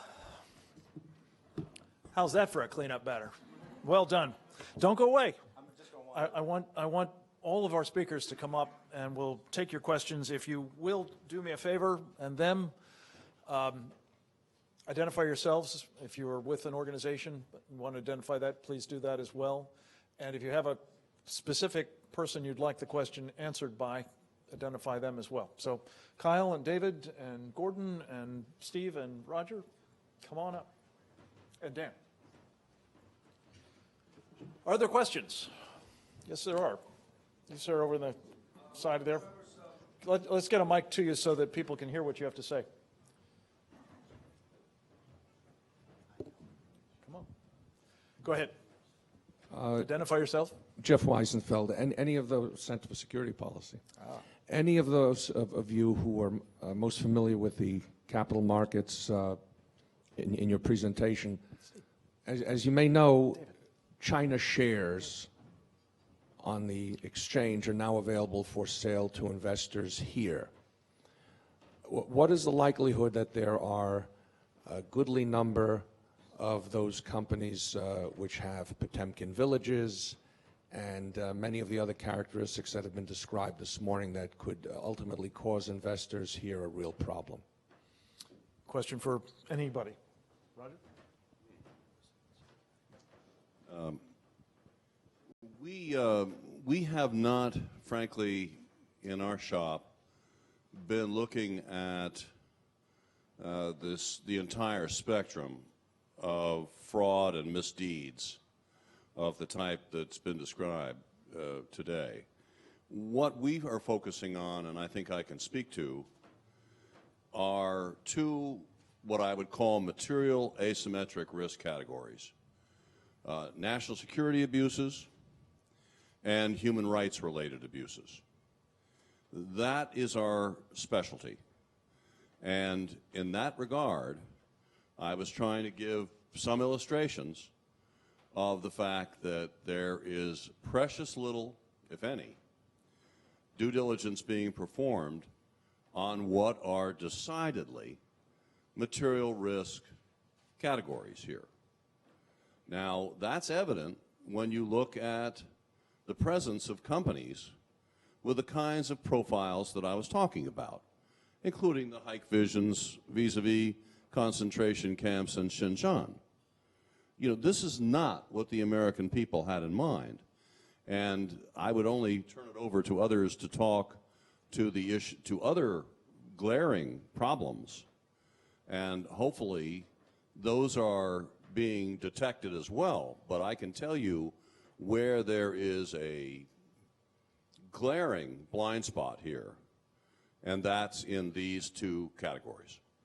So I'm glad you asked the question. It's one thing that I think all of us forgot to mention, and it hits on something that both Roger and Dan talked about. You know, today, the Chinese companies that list, if an ADR lists in the U.S., there's a level 1, level 2, level 3 ADR. Those all have different listing requirements. So today, someone like a Chinese bank can actually raise money in the U.S. market by selling shares, and all they have to send us is a 15-page picture-filled glossy annual report. No financials, no audit. No one has to understand what is happening behind the scenes. Our listing requirements are crazy. Our SEC could snap a finger and simply say, everyone that raises money in the U.S., whether it's a stock or a bond, might have to have a real audit and might have to have financials filed just like American companies do. I mean, leveling the playing field is a snap of a finger, and the SEC should do it tomorrow. So to your point, if someone can list on the over-the-counter exchange or under a level 3 or level 2 ADR, it's insane that U.S. investors can get taken by these frauds when we should simply force audits and financial statements to get filed. So that's another something that can happen very quickly. Yeah, I'll keep it as a short answer. Is there risk? I have piles of reports on frauds that I haven't gotten to yet. I'll be exposing some of them this year. But in an asymmetrical, a binary kind of system where you don't go to jail for fraud, but you can make money for committing it, they're going to continue to commit fraud. There are several multi-billion-dollar major IPO ADR frauds listed on our exchange, and they will be coming to a short sellers report near you soon. John, did you have a question? John Katsimatidis? John Katsimatidis. We have a lot of smart people on Wall Street. What is it going to take to get the message across to these guys that it's America first? It's us versus the dollars they're making today for this quarter. And I know Wall Street and the companies are, what are we going to make this quarter versus what are we going to make over the next 2 or 3 years? I used to run fixed income research at Bank of America, credit strategies at Credit Suisse. The problem is that the U.S.-China economic relationship is to a great extent the construct of American companies. America's best performing companies in terms of market cap, big tech, are largely software companies with monopolies made possible by cheap Asian electronics. So it's in the interest of the Facebooks and the Googles and so forth to keep the current arrangement where Asia dumps, particularly China, very large amounts of cheap smartphones and computers and tablets on us while they make the money on the software. Because hardware production is subsidized in Asia, Americans have gotten out of the business. As a matter of fact, there's essentially zero venture capital going into any kind of hardware production, much less investment in the United States. So we're losing our semiconductor industry. What will it take? I think what would be required, it'd be good to get Steve back in the White House. I think the president would have to get the chairman of the top 10 tech companies into the Oval Office and say, you boys have $1 trillion of cash in the bank, you're not investing. You tell me what it will take to put that stuff into brick and mortar and silicon and so forth before I find a way to tax it away from you. That's what I think it will take. Take the president to get down and dirty with them. He's the only one that has the courage. You're not going to like this answer, but what it's going to take is not only the political leadership, but it's probably going to take a terrible incident. We Americans are completely oblivious until some of us die. That's the lesson of 9/11, and this is what's going to happen. And the Chinese are forcing this because we see increasingly, you served on the destroyer in the South China Sea. In the South China Sea and the East China Sea, there's dangerous Chinese intercepts of our planes and our vessels in the global commons. And some of those have gotten to the point where almost Americans have died. That's what it's going to take. It's worse than that, though. Let's talk about that. Not about Wall Street getting understand. They fully understand. Corporate America is the lobbying arm for the Chinese Communist Party, and Wall Street is the investor relations department. Okay? Come on. This is the open secret. Bob Davis of the Wall Street Journal had an article 3 or 4 weeks ago about the pressure on President Trump coming from the hedge fund community on Wall Street, telling him, hey, if you don't sign a deal, if we don't sign up the deal to buy $2 trillion, the Chinese buy $2 trillion of soybeans, but leave aside any structural changes to the Chinese economy, particularly forced technology transfers and the subsidies of state-owned industries. Because remember, China's greatest export, the CCP's greatest export, is deflation and overcapacity. The reason Japanese industrial production can't get up, Western Europe, the United States, there's so much overcapacity financed by the West that the Chinese have. These people are unregistered foreign agents. And I would respectfully submit, if Paul Manafort and Mike Flynn and others on the Russia hoax investigation of President Trump about a nation that is smaller than the economy of New York State and a demographic death spiral that has no technology, they should look at who are the foreign agent representatives unregistered on Wall Street in corporate America that every day bombard the Oval Office with, you have to sign a deal. And don't worry about the structural stuff. We've taken off the table, and I apologize personally to the people in China watching this. We took off the table any mention of the firewall. It can't even be mentioned. It's not even in the trade negotiations. The firewall that enslaves the Chinese people digitally and by information is not even on the table. So I think the way you do it is the American people once again vote a populist economic nationalist like Trump, hold people like Biden accountable, and eventually get the law enforcement apparatus of the Justice Department to look into this. I mean, the question is, when will American banks get it? And I think we have to all come to realize there are no American banks. They're domiciled here, and our laws protect them. They should be here, but they are beholden to their shareholders. And that's who they report to, profit-driven, as they should be. That's capitalism. But the fact that they're American is incidental, and probably because they need the protection of the United States. But they're beholden to their shareholders, and if that's coming out of China, which it is, they're going to be a political arm for China, and have been. I would only add that there is a huge disconnect here between fund managers and average Americans who have portfolios.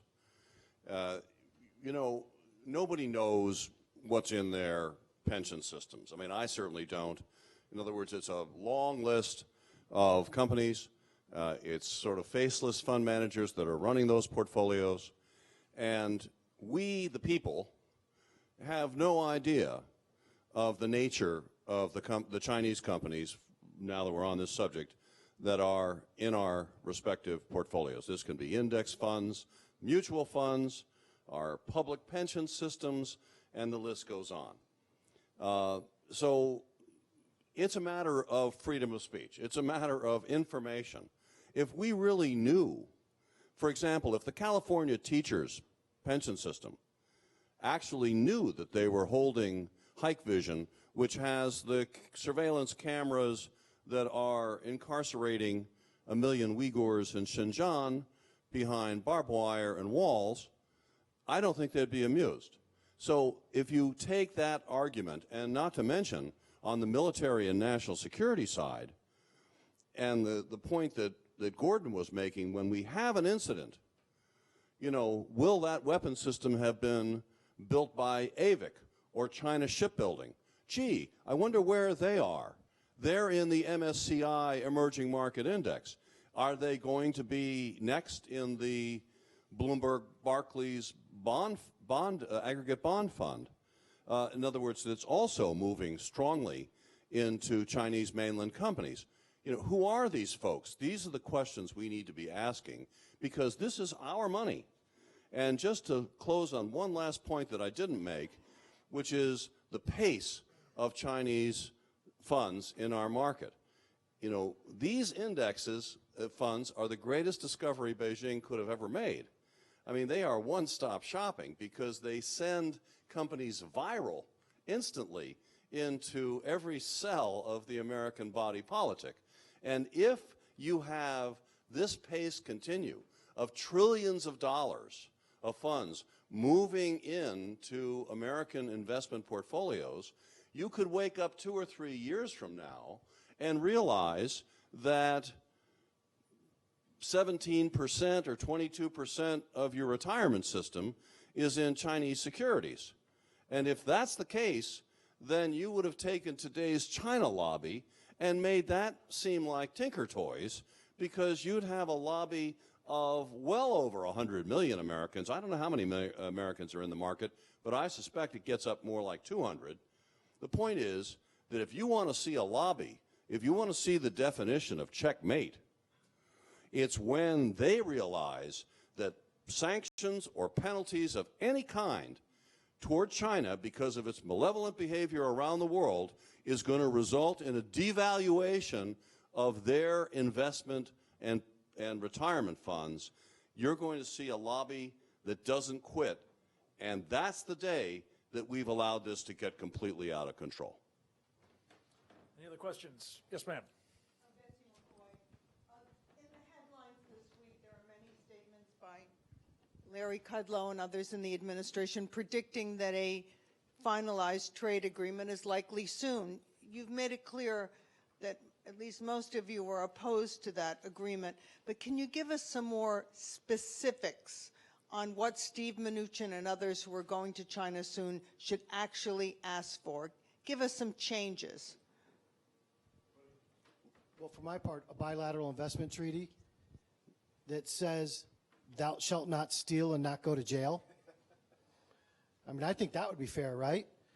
Because if we steal from them, which we have done through the EB-5 program, a pathway to citizenship, there have been times where American fraudsters have stolen from Chinese citizens, and our government has gotten that money back and made those Chinese citizens whole.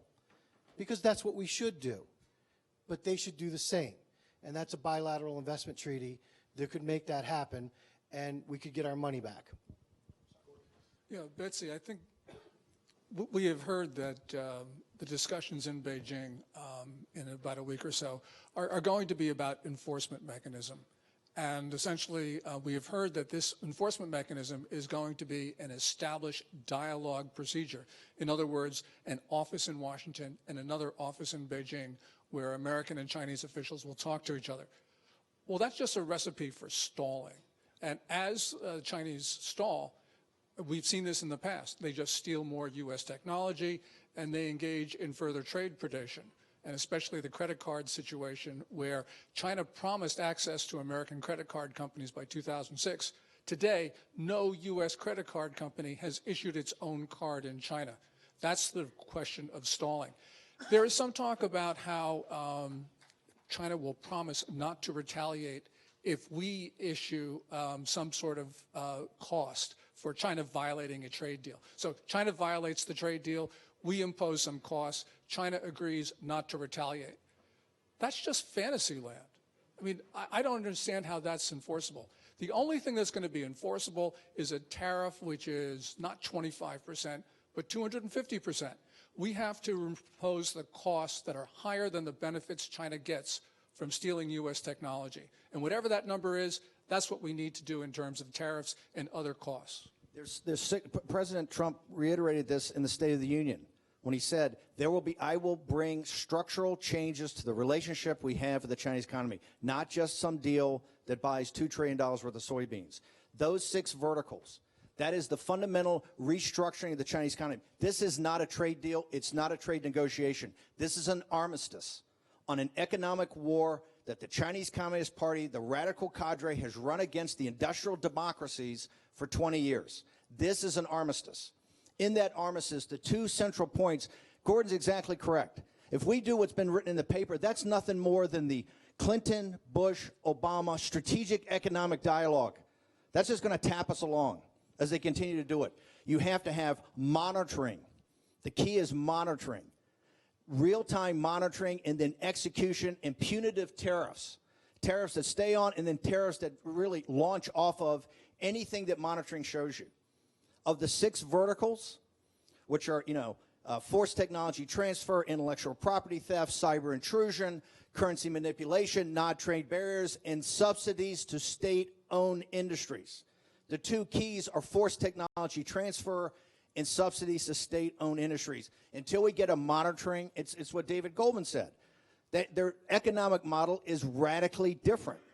They look at themselves as the center of a manufacturing empire that One Belt, One Road consolidates on the Eurasian landmass through sub-Saharan Africa to the Caribbean and Latin America. Made in China 2025 leapfrogs us with AI, robotics, and artificial intelligence, and software and chip design. And then Huawei rolls out 5G, which takes quantum computing to the next level. That all has to be in here. Can it get done in the next couple of weeks? Absolutely not. But that's why this is an armistice. And you have someone like Bob Lighthizer, the partner of Skadden Arps, who's at the tip of the spear of this, and Peter Navarro. If their voices are heard and Lighthizer's allowed to get this deal, it's one of the reasons I believe that Prime Minister Abe is coming on a short trip and a turnaround this weekend in the White House. Not just with the Japanese deal. I think it's to raise the alarm about what a non-structural deal with China could hold. Very briefly, I'm less worried about Chinese stealing our technology than American companies lining up to give it away to them, per Steve's point about the 5th column in the United States. I think we need radical export controls that prevent Boeing from selling satellites to China, as the Wall Street Journal reported earlier this week, that are used for surveillance, preventing Intel from creating a research center in China which advances Chinese skills and so forth. So I think putting our own house in order would be an urgent thing to do.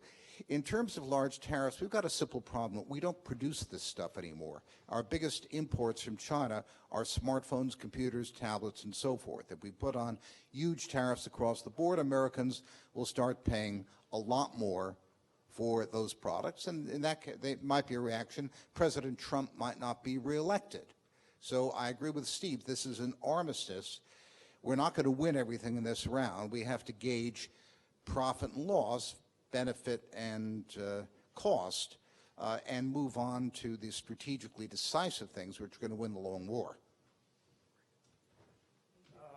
Let me take this gentleman right here, the bow tie.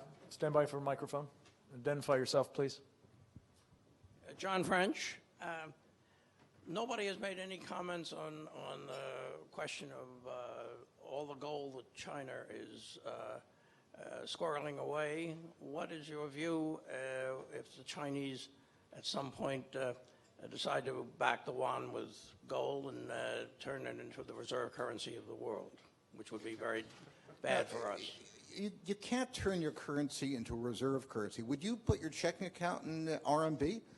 I wouldn't. Everyone wants it in dollars, including the Chinese. Now, the Chinese are going to bribe our financial industry by giving them big franchises in China. UBS has already gotten a bank license. Allianz Insurance has already gotten an insurance license. JP Morgan will definitely be in there. All of the investment companies, BlackRock will be in there. And at that point, they hope over perhaps 10 years to develop a capital market sufficiently integrated with the West that would allow them to develop a reserve currency. So, we should be careful about what we wish for. There are some aspects of Chinese transparency which act as a bribe to our corporate sector and advance their own agenda in the long term. I'd like to add something to that. When you look at the money supply in China, if you look at Chinese M2 at the end of last year hit, I'm going to use dollars, hit $32 trillion on an economy of 12. Okay, they've printed more money than anyone ever has. Think about the U.S. debate is whether or not the Fed's balance sheet is incredibly too large at somewhere between 3 and 3.5 trillion. The Chinese have printed $32 trillion worth of their currency domestically, and they've held the price levels down on everything but real estate. And so, look, if they ever open their capital account, I don't know how many rich Chinese people that can't wait to buy more Chinese real estate and send their kids to school in China. But what's going to happen is the currency would immediately suffer a massive devaluation. So this idea of somehow finding first of all, the amount of gold ever mined in world history to date is about 7 trillion. And a lot of it's been used in industrial applications. Some of it's been used for dowry and jewelry. But they have $32 trillion worth of currency today, and they're growing at 3 or 4 trillion a year. There isn't enough gold in the world to index to some hard asset. Good. Let's take this lady right here. Thank you. My name is Loretta Hennessy. My question is, why are we not, and how can we, leverage the relationship with Japan to exert more pressure and to collaborate more clearly with them? They're our friends.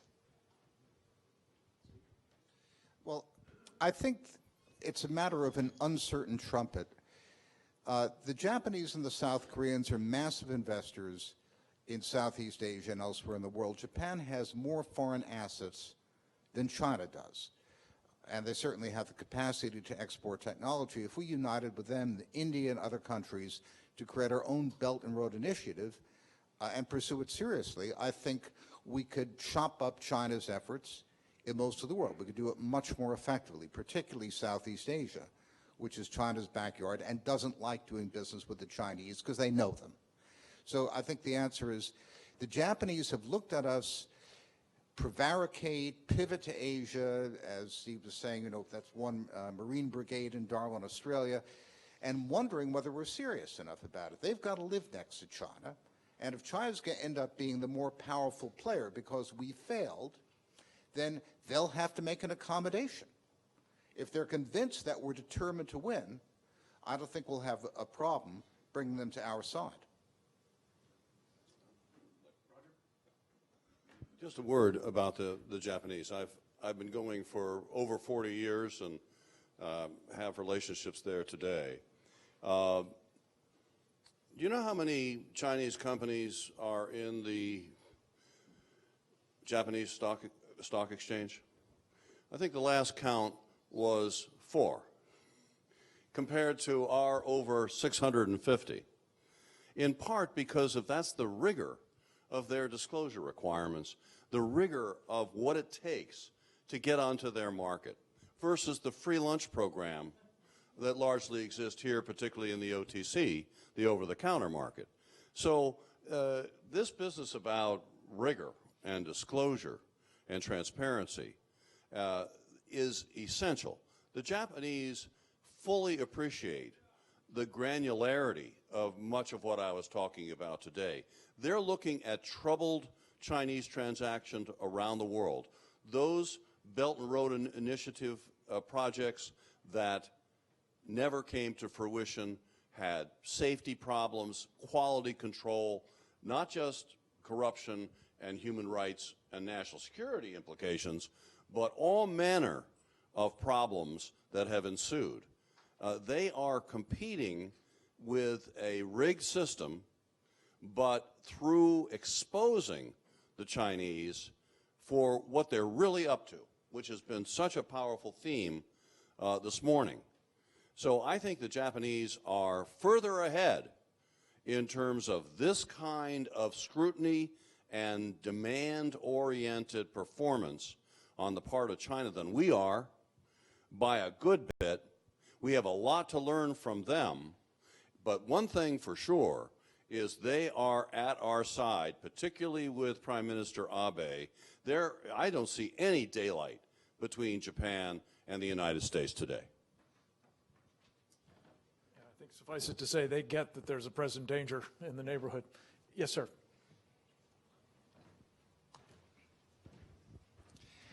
I'm David Braunschweig. I have one word and 2 questions. The one word that I haven't heard much today is Taiwan. The 2 questions are, what is the likelihood and the timing of China enacting its one country, 2 systems with China, meaning with Taiwan, meaning invading Taiwan? And the second question is, what would America do about it?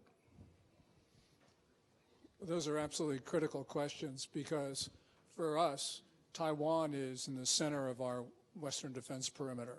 You know, we've drawn our Western defense perimeter not off of California or even Guam, but off the coast of Asia. Xi Jinping has been talking with increasing frequency about forceful measures to take Taiwan. And some people have said that he's even set a deadline of 2020, which I don't think that he's done. But nonetheless, as you see internal distress inside of China, the idea of taking over Taiwan by force if necessary becomes much more attractive to Xi Jinping, who is in a political position where he's put himself in a point where he's in jeopardy because he has deinstitutionalized the Communist Party, created a lot of enemies. And so misadventure abroad actually makes quite some sense for him politically. So I think that we've got to understand that we're facing a question not just 10 or 15 years down the road, but facing a question in the next couple of years. As to the point of what the United States will do, that's always been very difficult for others to understand. You know, Dean Acheson in 1950 put South Korea outside of the U.S. defense perimeter, and what did we do? We defended it, despite what he said. April Glaspie, the American ambassador to Iraq, told Saddam Hussein just 8 days before he invaded Kuwait that the United States wasn't going to be concerned about what she called intra-Arab disputes. What did we do? We defended Kuwait. I think that, unfortunately, we may have the same situation where we leave in the minds of the Chinese that we are not going to do anything, and that then, when something does occur, we are forced to respond. And that's the reason why the Committee on Present Danger is so important, is to marshal American will so that Xi Jinping never thinks that he can use force against any of his neighbors, including Taiwan. Hong Kong, South Korea, Japan, and especially Taiwan are absolutely essential. The 2020 election season, before we even get to Iowa, we start with, I think, a more important election. That's Taiwan. And just this week, the mayor of, was it Kaohsiung Han, who has very close relationships with the CCP, dropped out, I think, yesterday for the KMT primary because Terry Guo of Foxconn, you know, is now running. He got inspired by the goddess Mazu last week and said he's going to run for the KMT against either President Tsai or William Lei, one of the two candidates of the DPP. Or the DPP is all about independence, all about a relationship and partnership with the United States. And I think we have to ask the question, just like we have to ask Joe Biden and his family, what is your relationship with Chinese financial institutions? What is your relationship with senior members of the CCP? What were you doing in 2013 on Air Force Two with your son? At the same time, you were allowing, as Vice President of the United States, China to build these islands, these stationary aircraft carriers, because that's what they are, in the South China Sea, and basically had the biggest give up of the West since Munich. We have to ask Terry Go the exact same question, because they're not going to need to invade. They could do this through the ballot box, and they could do this through a massive influence operation that is going on in Taiwan right now. And Terry Go of Foxconn, to me, has to answer the same questions. What is your relationship with the CCP? What financing have you gotten from the CCP? What do you have in mainland China? How does it operate with the CCP? And the people of Taiwan, I think, are owed those answers. And this campaign in 2020 for the presidency of Taiwan is going to be the kickoff to the presidential campaign of 2020 in the United States, because China, and the issue of China and the West, in particular the relationship of the United States and China, to me, is going to be the single most important topic that's discussed. Not wellness, not positivity, not mindfulness, not all these things that the Democrats are talking about today, but the hard reality of geopolitics. Take a couple more. Yes, sir. Right here. Thanks. Just to follow up, my name is Brian McCarthy. I'll follow up on a couple of the financial issues that have come up. I think Mr. Bannon called Wall Street the investor relations department for China. as a big consumer of Wall Street research on China, it often struck me you'd get a research from 4 or 5 banks saying the exact same thing each morning. The chief China economist of all the big global banks is called into the PBOC once a quarter, and they are literally giving talking points. So investor relations is a nice way to put it. They're quite literally an extension of the Chinese propaganda effort. And my question would be on that one is, where's the SEC on this? Secondly, very refreshing to hear the commentary on the MSCI and Bloomberg Barclays bond index, which is even bigger, this index inclusion. This sounds like a bit of esoterica, but this is actually a really critical strategy for China to survive the next 3 or 4 years. China is desperate for dollars. As Mr. Bass has mentioned, the Chinese populace is just lined up to get money out of China. Every dollar that comes in, someone's ready to take it down and get it out. So, you're talking hundreds of billions of dollars being forced into China, into markets that, because of the fact that Chinese people cannot get out, are by definition overvalued and at a disequilibrium. So where are the pension regulators and others who are supposed to be keeping an eye on the fiduciary responsibility that these index providers have to their clients and the ultimate beneficiaries? Before Kyle jumps in, we're going to sign you up. This is why we formed the committee, to give people like you a platform to have this anguish you've had for the last number of years of what's going on here. Wall Street is the propaganda department of the CCP. Your question is perfect. When you look at across the Wall Street banks and you look at the joint ventures that even the U.S. banks have with the Asian banks, the figureheads atop of those JVs are all members of the Chinese Communist Party. There should be some Reg FD disclosure out there, just like there is on analysts owning something. If you're going to read a piece of research, it should say, the vice chairman of the bank is a member of the CCP and he actually edited this report, because it happens. And when we talk with chief economists about the very specific issues we talk about across Asia, I know some of them very well personally. They'll call me and they'll say, this is the real deficit, this is the augmented deficit. And I said, well, why don't you put that in your report? He says, well, they would never let that get printed in the report. And I said, but you are Bank XYZ here in the United States. He says, yeah, but our chairman in Asia is a CCP member and it wouldn't make it through the edit. And it literally happens all the time. So I think Reg FD disclosures about Communist Party membership are absolutely necessary. Okay. Last question. Yes, sir. Right over here.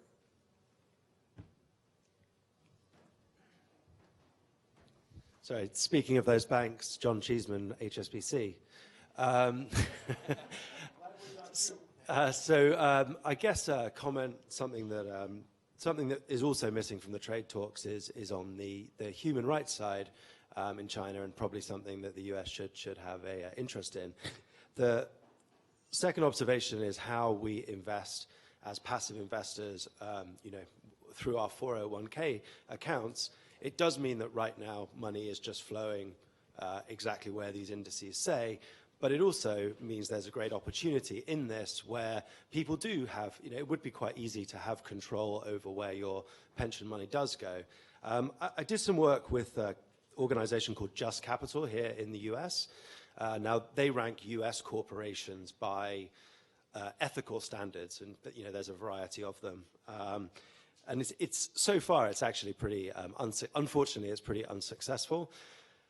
People don't seem to care how ethical, where their money's going. And I was just wondering what organizations you feel are educating investors about the human rights atrocities that are happening across China, and how successful you think that will be. Let me take a quick cut at that. It's one of the reasons, as Steve was just saying, that this new Committee on the Present Danger has been formed. We've focused here today, for obvious reasons, with this audience on the economic warfare piece of what the Chinese are doing.